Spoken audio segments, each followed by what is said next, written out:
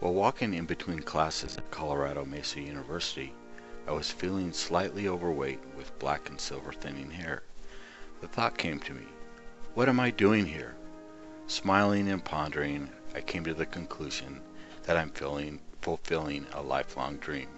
This idea came to me very serendipitously. I had not fathomed that I was driving forward to accomplishing my goal of graduating from college. One day I was looking for a job with the federal government as a boiler room engineer. As I preambulated into the VA hospital, I saw a childhood friend named Don Gates. He was in the same school district as I was in Seattle, Washington.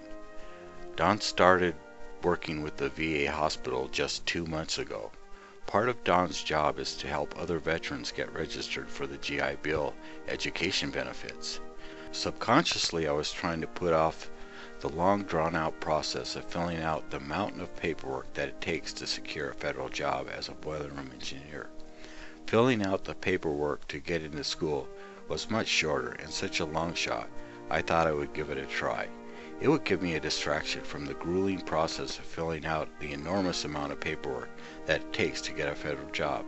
So I set an appointment for the very next day with Don to help me complete the necessary forms so Uncle Sam will pay for my college experience. Don told me it takes 3 to 4 months to get approval for college.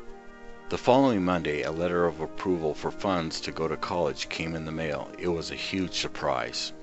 Then I had to start the process of getting enrolled in college, which started that week. The process was a full-time job in itself.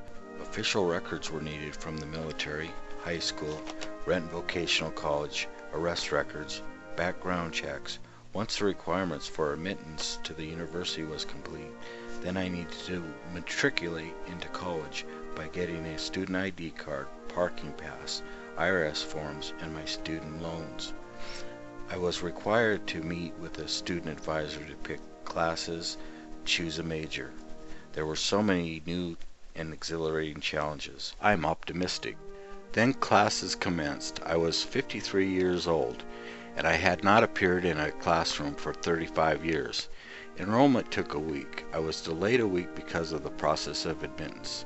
My head was spinning. I was skeptical that I could indulge my desires to realize my aspirations. But I was ready for the challenge and determined to conquer any obstacles that would impede my triumphal reemergence to academia. I questioned myself, what would transpire if I was unsuccessful at Colorado Mesa University? I told myself that if I was incapable of making passing grades, I would have no regrets. It would be a life experience that I never imagined would come true. If I do not expand my horizons, I will live in an isolated and unfulfilling world. I want the world to be a better place to live in, and I believe that if the world is to become a better place to live in, the change has to start with me. Only good can come from making a commendable challenge. As Albert Einstein said, try not to be a man of success, but rather try to become a man of value.